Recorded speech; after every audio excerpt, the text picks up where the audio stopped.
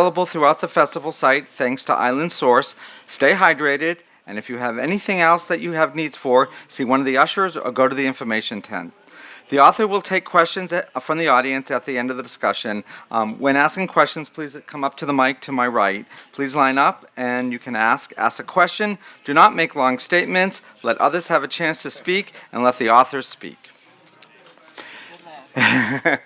This morning, we are honored to have Martha Jones discussing her book, The Trouble of Color, with Henry Louis Gates, Jr. Martha is an acclaimed historian and author of The Trouble of Color, an American Family Memoir, a deeply personal exploration of identity, lineage, and race in America. She is the Society of Black Alumni Presidential Professor and Professor of History at Johns Hopkins University. A prize-winning author of Vanguard and three other books, Jones is a leading voice on race, law, and citizenship. In 2025, she was awarded the Guggenheim Fellowship and was elected to the American Academy of Arts and Sciences. Henry Louis Gates, Jr. is the Alphonse Fletcher University Professor and Director of the Hutchins Center for African and African American Research at Harvard University. An Emmy, Pont, and Peabody Award-winning filmmaker, literary scholar, and institution builder, he has published numerous books and produced and hosted an array of documentary films about Black history, most recently, Great Migrations. Gates' genealogy and genetics series, Finding Your Roots, just concluded its 11th season. Please join me in welcoming them to the festival.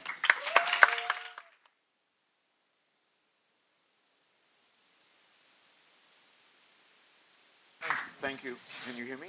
No. Okay. That might help. Thank you very much for that kind introduction, and thanks to all of you for coming out on this beautiful morning. I asked Martha if she would grace us with a reading from her splendid book. So, over to you. Thank you, Dr. Gates. Dr. Gates. She ain't never called me Dr. Gates. And we get in front of all these white people and you call me Dr. Gates. That's right. That's right. This is just a short excerpt from the afterword to the book, where what I hope I'm trying to share is the way in which this is a book about really three stories. One about our collective past and the history of race, a family past, and then it turns out me as a researcher and a character in the story. And it opens with an epigraph from Hilton Als that I really love. Does history believe in itself even as it happens? My first visit to a real archive, real as in a brick and mortar site with a professional staff and formal rules, was to the Amistad Research Center in New Orleans. I still worked as a lawyer in those days and went hunting for family history on holidays and weekends. I dragged my sister along for a vacation with the promise that we do the things that tourists do, from bar hopping in the French Quarter to early morning beignets at Café du Monde and a dinner at Dookie Chase. I also insisted that we start each day at the Amistad.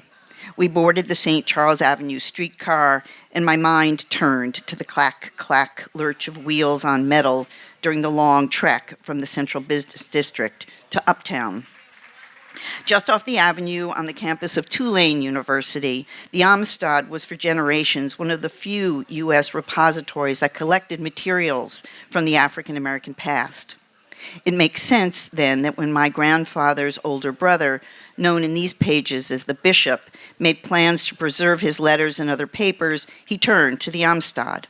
He felt identified with the place because he'd spent his early career and raised a young family in New Orleans, and then later returned to retire at nearby Gulfside, Mississippi. I discovered the Bishop there, cataloged alongside writer Chester Himes, musician W.C. Handy, actress Freddie Washington, artist Hale Woodruff, and members of the Montreal political dynasty. I felt sure that these were the people with whom the Bishop would be delighted to spend an archival eternity.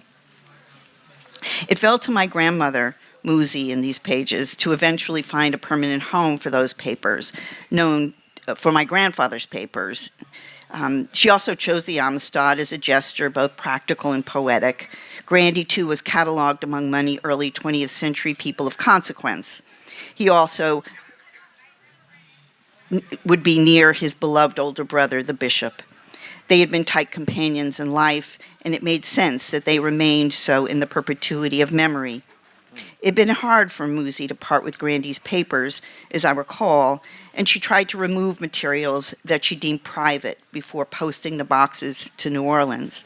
I knew this and couldn't help but feel that I was prying when I opened folder after folder. Just as she'd feared, I discovered manila files labeled personal and faced, for example, the raw details of my father's 1954 suicide attempt. One Amistad staff member took an interest in me from the first moment I appeared at her desk. I handed in my call slips, and when 15 minutes later I returned to pick up my first box of Grandy's papers, she stopped me. "You're a Jones, aren't you?" Surprised, I blankly replied, "Yes, I am." "I knew it," she exclaimed. I must have looked puzzled, so she continued. "I had one look at you, and I knew you were a Jones. I'd recognize a Jones anywhere." She was someone who had known the bishop's family, and I assumed was pleased by her powers of recognition. Me, I was pleased to be recognized. After all, I was there on a hunt for family history. Amazing, I thought. Here in New Orleans, folks are familiar with my people, and they recognize me. The next day continued with me back and forth, trading one box for the next and working through Grandy's letters. In those days, I wore my hair long, down to the middle of my back. That afternoon, I passed her desk. The same staff member was in the midst of training a new student worker. She was using her teacher's voice as she instructed the young person, who stood silent, nodding. And then she turned to me. "Stop a minute." I did. "I've been telling this young man about the history of color here in New Orleans." I nodded. "I've been telling him that with my light brown skin, I'm too dark by this city's terms." She held out her forearm, and my skin began to crawl. "I've told him that you are not." I began to sweat a little too. "Look at this," she said to the young student, and then reached out and took a lock of my hair between her fingers. She raised it up into the air like a specimen. I was Exhibit A. See, this is what I mean. I stood there, an aspiring storyteller who was also the story. Beautiful.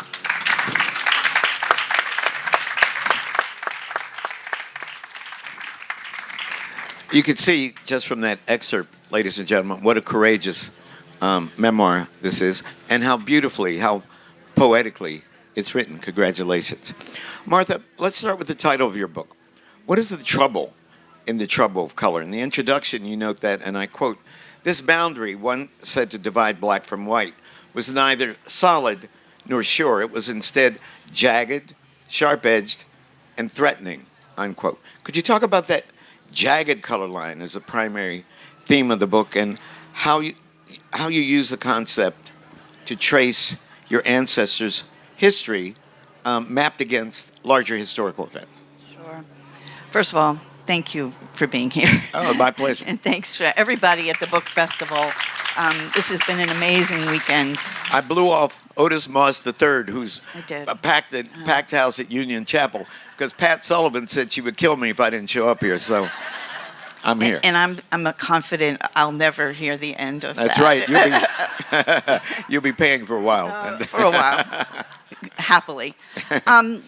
The title comes from a phrase in the book itself, and thanks to my editor, Brian Distelberg, for pulling it out. But the full sentence is something like, it's a family story about the trouble of color, too much or too little of it, depending on who you ask. Mm-hmm. And so partly what I'm trying to do is complicate the metaphor of the color line, mm-hmm. something we inherit from Du Bois, because I think that the metaphor suggests that there's something sure or clear, that there's really a delineation between black and white, as we put it. Something fixed like the Berlin Wall. Yeah, exactly. Right. And that not only was I trying to tell a story about people who either by their own self-identification or by the ways in which the world perceives them are variously back and forth and along the color line.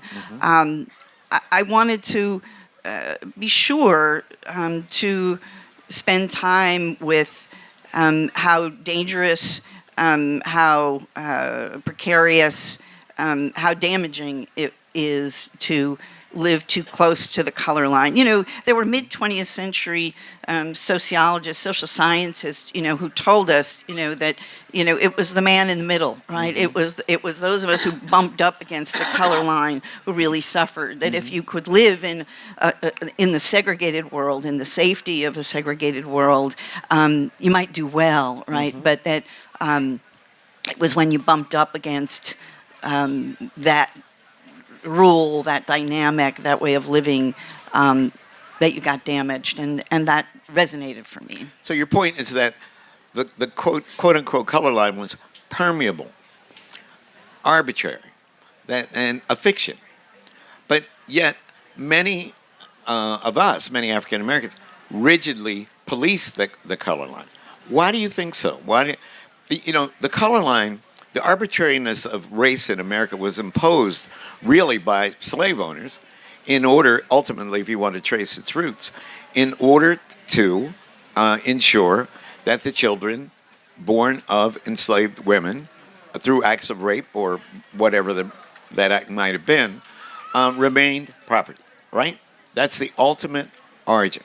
But so why are so many of us invested in policing a line that was set up to be used against us? So I think that for me, by writing a story across 5 generations, like I want to trouble that claim, which is to say that in my family, but I think not only in my family, there are generations, like the generation of my grandparents, that continued to claim those white slaveholders, Sure, rapists and more as kin, and really understood themselves to be part of a much more complicated constellation of folks, black and white, all of whom they understood to be family. right. That's not my story, and part of what I wanted to explore were the ways in which across generations our sensibilities about the color line change. So I'm a child of what? I'm a child of the one-drop rule. Right. And so, while I don't share their sensibility about, you know, slave-holding rapists to have been my forebears, I work and I make sense of myself by way of another set of rules. So I don't think it's so set in the way you say, and that part of what's fascinating to me about the story is the ways in which, in each generation, we tell a different kind of story. No, by set, I mean, you know, we love to expose people who are quote unquote passive, right? That we are always saying, no, you're really black. No matter if you're 1% black, if you're 5% black in the DNA test, which we'll come to in a minute. That's what I mean. That's what I mean about us defending the perverse logic that defines the color line in the first place. Yeah, and I think, but to me, that's a very 20th, 21st century sensibility. You know, I write about a great-grandmother who is living in St. Louis, Missouri in the 1930s. Well, she is able to pass when she goes downtown. She tries on clothes in the department store. She sits where she wants in the movie theater. And then she comes back to her community and to her family. And is that passing? You know, is that, you know, as I came to understand it, everybody in St. Louis knew who she was, knew what she was up to, knew people like her, and nobody was trying to snatch her back. In fact, that in that time and in that place, folks who could pass did pass in very self-serving but very convenient ways, in episodic ways, and the testimony that comes from that time of folks who hold their tongue, right, and don't out their teacher or their neighbor when they see her in the department store, in the movie theater line.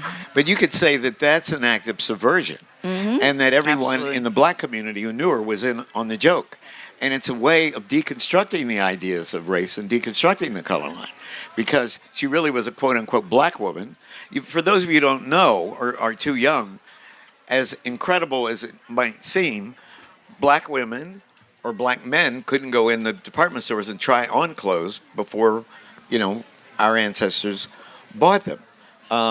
But your aunt did, and Yeah, and I think that passing is such a it's a slur, right? It's a pejorative, Yes. and so I you think betrayed your people. absolutely, and yet, so I think that I'm still, even after writing this book, searching for a vocabulary, right, for words for who she was and people like her were, because I don't think they were passing in the way that we, as a wholesale betrayal. They were tricking the eye and fooling Jim Crow and stealing back from Jim Crow, I think, is what they believed. Right, but they were living in the black community. Absolutely. Yeah, right.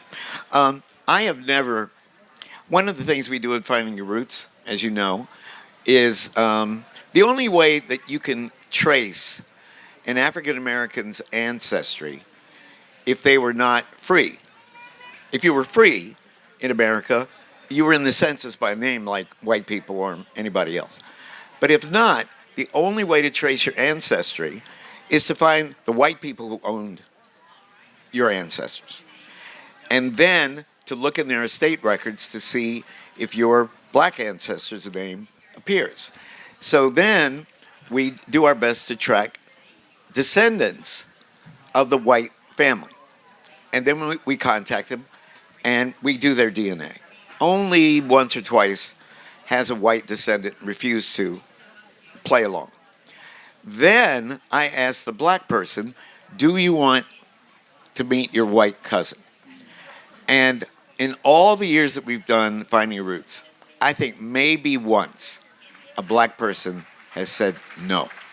They always want to meet their white descendants and to be invited to the family reunion. Even though they know it at some level that most probably this relationship was based on unequal power. And quite probably the progeny was a result of rape or at best cajoled sexuality. Not always. Sometimes people fell in love. Why do you think that is? Because often I would think that if you found out that your great-great-grandmother had a child and had been raped, you might not be so crazy about meeting that descendant. But in this particular historical context, that is not proven to be a problem in the examples that I've experienced. So here we are. Yeah. No interest in meeting those people. None. Or knowing those people. Because I think one of That's the... because you're a radical black nationalist, like. I am. Well, of course I am. But more to the point, I really this book really forced me to think about not just who is family by virtue of the biology or the DNA, but I came to think, as I always had, that monikers like mother and father and grandfather and aunt and uncle are honorifics, right? These are, respect that we bestow on some people. And so for me, it's not possible, right, to name those white folks who were also somehow on our tree with those same kinds of honorifics. And, I use an online program, as a lot of us do when we do family research. And, there still aren't the drop-down categories, right, that we might be searching for to describe those relationships and those connections. But for me, even as in my grandfather's generation, they referred to that man as grandfather, I can't do it. But on your family tree, if this guy's your third great grandfather, he's your third great grandfather. If you decide to click the drop down and call him grandfather. But today on most of our programs we have categories like other. I like other. I do. I like other. Because I'm still searching for the words, but I want to distinguish between that great grandfather who once upon a time folks claimed and the folks that I claim, and it's not the same in this generation. No, that's fair enough. That's fair enough. Why did you write The Trouble of Color as a memoir? In the introduction, you wrote, and I quote, "Yes, I could write a book filled with facts, but what I most needed to put down was how I felt," unquote. How did the structure of memoir allow you to tell your story in a way that, say, an historical nonfiction book could not? I had tried to write this story as a historian. Tried to make my people historiographically important and insert them into the grand narratives that are very much a part of the work I do most days. My very first paper in graduate school was a short essay about my family. My advisor, who I won't name because I don't want to implicate him, Right.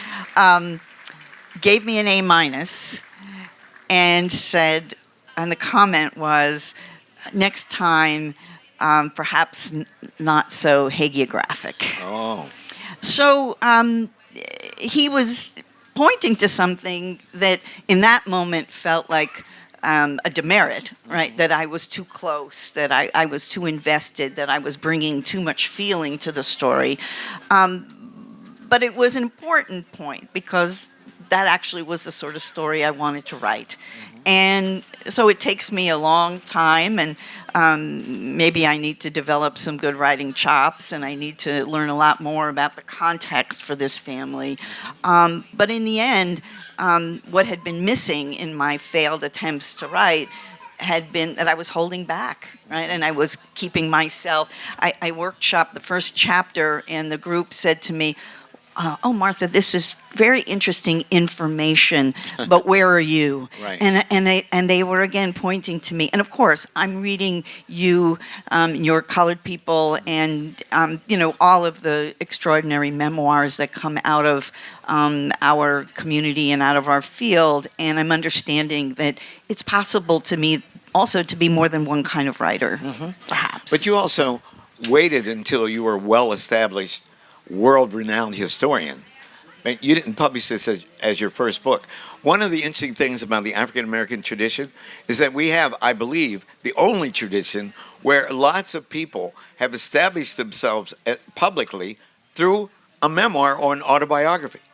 That their first book was their autobiography, Maya Angelou, lots of, too many, Frederick Douglass, going back to the slave narratives. But it's your last book.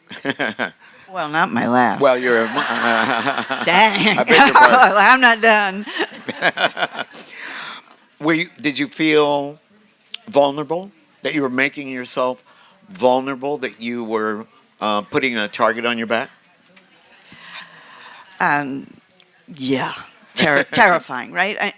On the one hand, because I think, as we say, now I'm saying the thing out loud, right? That I know, and you and I have had these conversations about me and color and what that all might mean. Sure. But it's not always a conversation I'm invited to, but it's a conversation that's going on.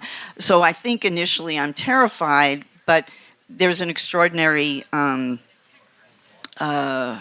relief, I think, that comes by saying the things, the quiet things out loud, and not and letting folks know I'm actually interested in that conversation. I'm not. It's not always an easy one, but I'm interested and I'm here for that conversation.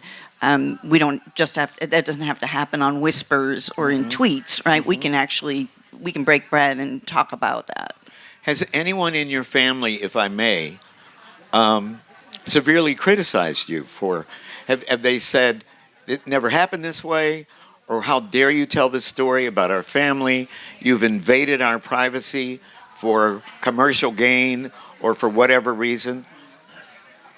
And I ask this because my first best-selling book was Colored People. And there's a whole branch of my family who won't speak to me on my mother's side because I told a story that affects maybe 20 people.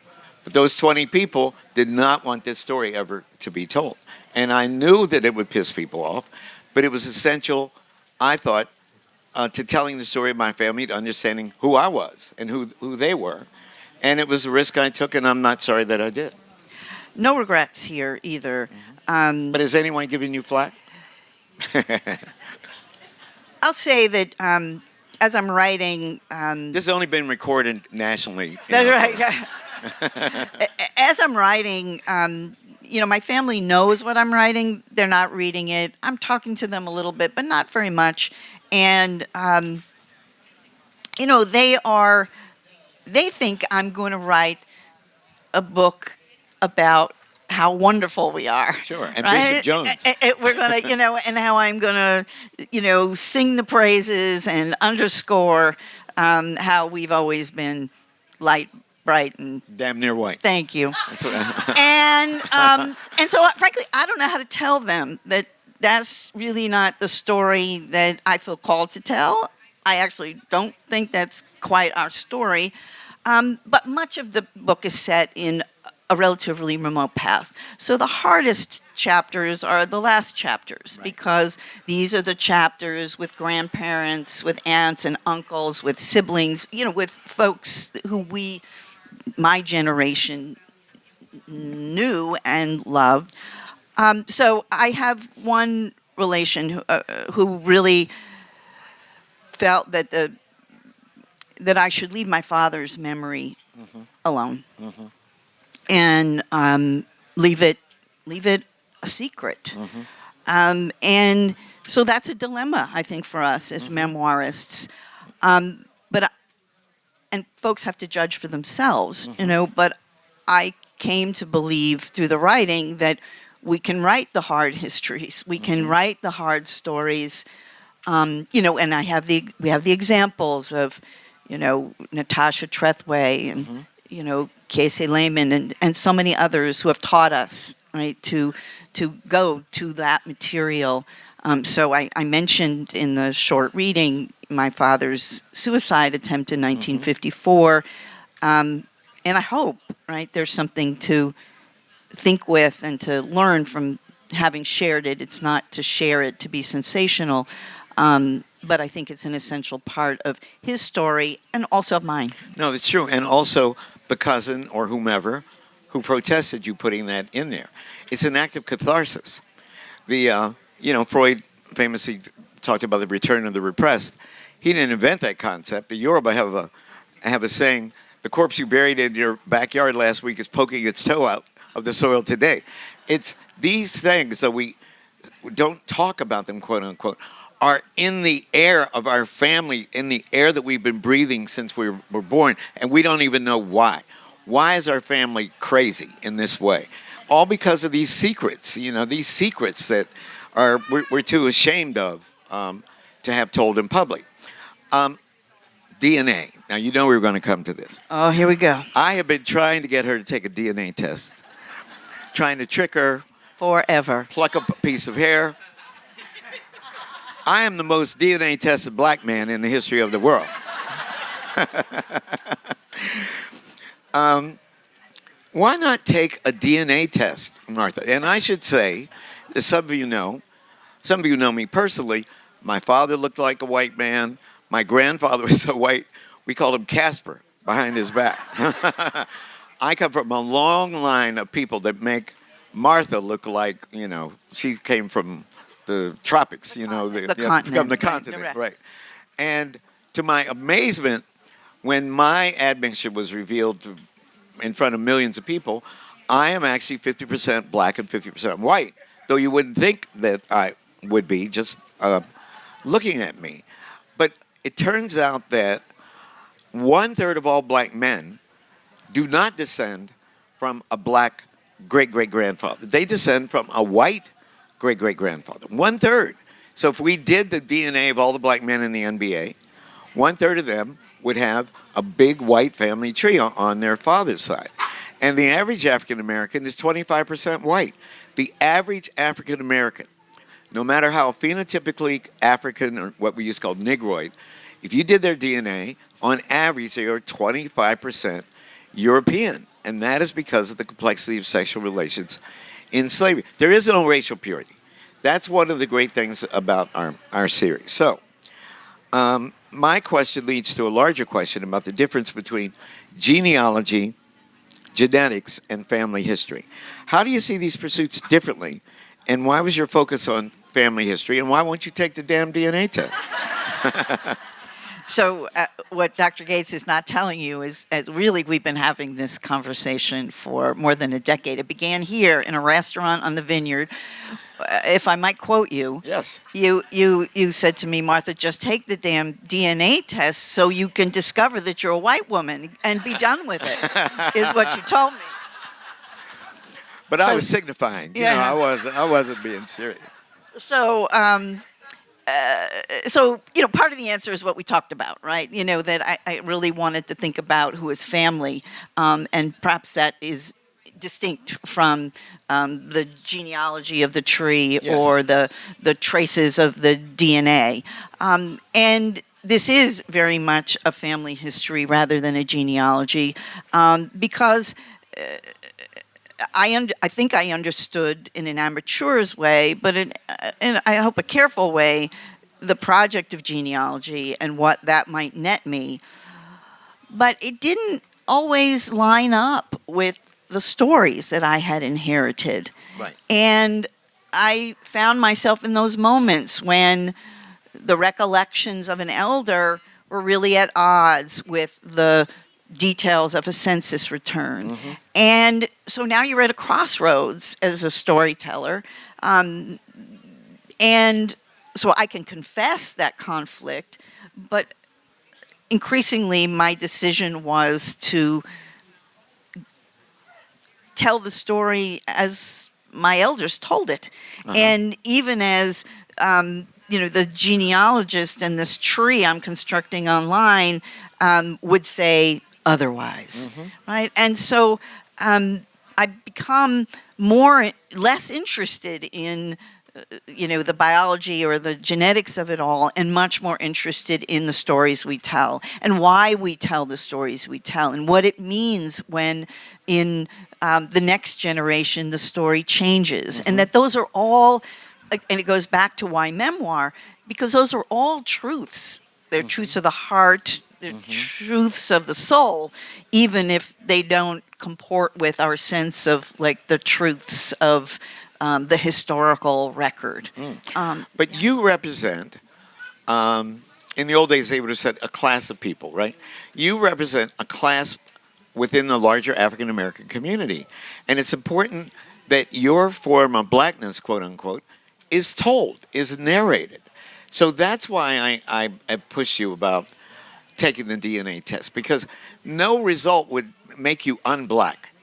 You were socially constructed as a black person.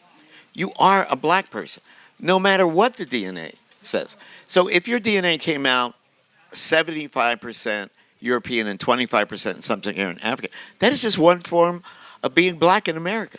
And that is and it speaks for itself. That's why I urge you to do it.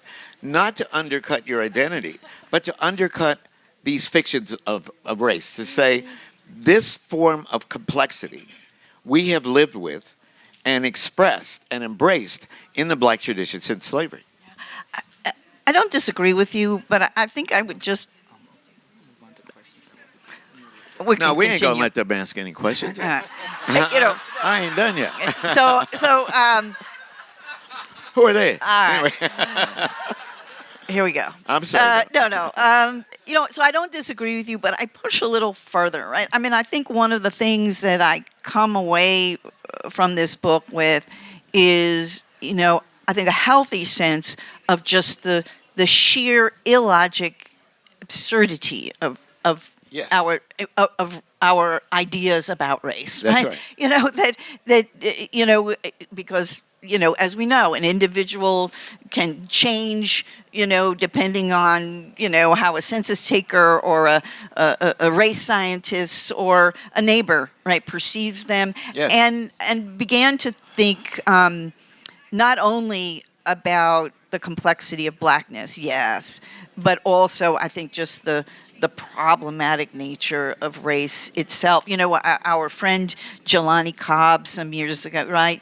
Race is, I think it was Rachel Dolezal. You remember Oh, Rachel yes, Dolezal? right. And I think the quote is, I hope I get it right for Johnny, but was, she told a lie about a lie.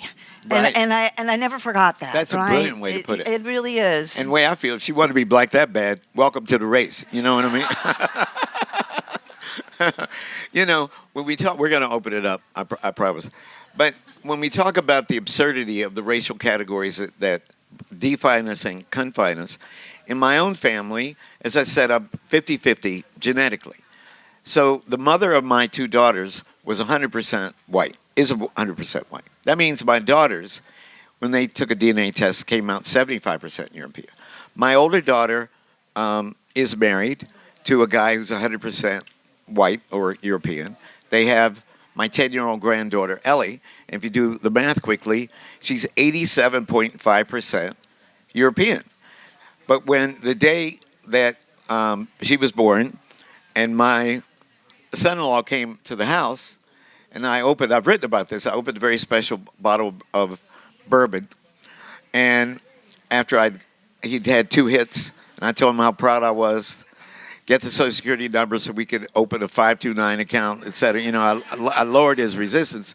And I said, you checked the box, didn't you, boy? And he said, yes, sir, I did. The black box. It was important to me that she be identified as an African American. And about 2 months ago, she said to me, she called me Pop Pop. Pop Pop, a little boy in school didn't think that you were my grandfather. I had to go online to show him.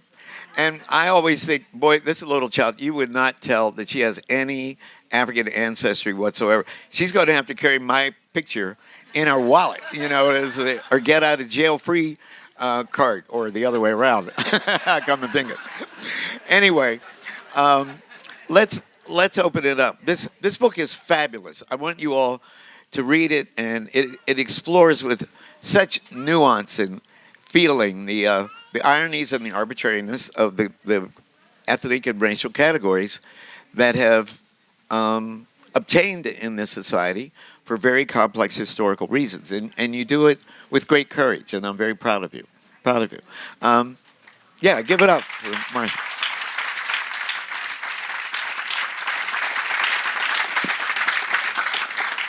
Questions, comments? Okay. Come over here. You have to come up here. From where? Right over Right here. over there. Okay. You can do it. Don't be. I could talk really loud. No, you got to do it because they're recording. They're recording. All right. Skip, I don't know if you recognize me. It's Bliss. Oh, hi. Uh-oh. Whoopsie. All right, I'm all the way over here. Hi, everybody. I just wonder, I wonder if you could talk a little more about the jagged edge of the color line or the state of the color line today. Because, people are so they're biracial, triracial. How important do you think it is? And really, like sort of the younger generation below my generation is the first generation that could sort of choose how to identify versus it being imposed on them. So like my kids, for example, think that you're not black unless you've suffered oppression, unless you're experienced that way in the world. And I try to argue with them that that's not the definition of blackness, is just being oppressed. But I just wonder, how important do you think it is for people still to hold on to that identity, and how would you encourage your students, your grandchildren, whatever, to think about it? It's a great question, Bliss. It is, and I really thank you for it. That's Bliss Broyard, who's written a beautiful book about this subject. Talk about the one drop. I'll tell you an experience I had. The first event I did for this book was in Alabama, in Montgomery, and we spent the weekend visiting Bryan Stevenson's museum, Legacy Museum, and I call it the Lynching Museum, Yeah, but that's that not the too. right name. and you may know there's a food spot now in the museum, Panty George's. And so we're in the line at Panty George's to get lunch, and it's long, and there are 2 young ladies behind us in the line, and everybody's just chatting, and then I feel a tap on my shoulder, and they say, "Ma'am," Oh, great. Ma'am, we have a question. Can we ask you a question? Now, in my life, when somebody says that, it's like, dun, here we go. And, it's going to be about color, skin, it's going to be something. And sure People enough, really will ask you? oh, all the time. Huh. But here they say, so one of them says, we have a question we want to ask about your skin. And now I'm like, oh, here we go. I'm on a day off in the museum. I'm just in line for my fried fish, but they seem lovely, and I say, of course. And then they say, ma'am, your skin is glowing. What products do you use? And I realize, they want to know about my retinol, That's not right. about my race. Yeah. And this is to your point, right? And now I realize, why would I want to rain on their parade Sure. and tell them how they just struck terror, right, Right. in my heart, and how absurd, right? But that's my legacy to carry, Sure. and that they felt like it was all about skincare routines. And I did tell them about retinol and sunscreen and all the good things. But it reminded me, right, that the generations do matter, and that the way they will tell the story about this skin and their own will not be the same way that I have told it. And I think that, for me, was one of the lessons of the book, that every generation is a story to tell, and they've never been the same across time. One of the first things I did when Anthony Appie and I started Harvard in 1991 to rebuild Afro-American Studies, as it was called, I had the bright idea of going to the archive and digging up photographs of the black people who had graduated from Harvard College, starting in 1870 with Richard Greener, and ending in about, Brandon went 1920, 1930. And then we had it framed, cameos. And most of these people are light and bright and damn near white, right? So there was a time when being light was very privileged. And you were treated in a privileged way, and you were proud of being light complected. Then there was a time when I hit Yale in September '69, when the people who were light would have the biggest afros and the longest dashikis and say brother a lot, and just trying to compensate the other way for being called out. And I know that you experienced that, and that's painful. But that was inexcusable that anybody did that to you. Well, I do have a question, a broad question about when and how it became that we think we can approach strangers anywhere and, Right. query them about any aspect of their corporeal presence or anything else. Sure. But it's America. But here we People- are. But it's people America, do- and yeah. I'm an educator. I sometimes am in front of audiences, and so I have learned to expect at some point that question. Sometimes it's a question, sometimes it's an accusation, sometimes it's a challenge. But in America, folks feel very much at liberty to ask those questions. Final question. Was this an act of liberation for you? And if so, how was it an act of liberation? Totally. I don't think she's here, but Danzy Senna is here, who really is a beacon and a model for somebody like me trying to write about this history. And her book, Colored Television, I can't recommend enough. So I read Colored Television while I was finishing this book, and I just couldn't find my way in. I was like, why is everything this so funny? I don't think this is funny at all. I was still really in the pathos of the book. Mm-hmm. But I reread Colored Television in anticipation of being here and laughed through it. And part of the gift of the book was my sense of humor. I had no sense of humor. You know me. I don't have a sense of humor about this. And now I have a sense of humor. And I think that is really a gift. One of the humor is one of the ways, right, that we survive. And I now, at a very late stage in life, have discovered a sense of humor about something that is very serious. And it's because I grew up in the Gates family of light-complected black people who talked about it, signified about it, joked about it all the time, That's why I've been poking you since the day we met. And sooner or later, I'm going to get your DNA. Ladies and gentlemen, give it up for Martha Jones.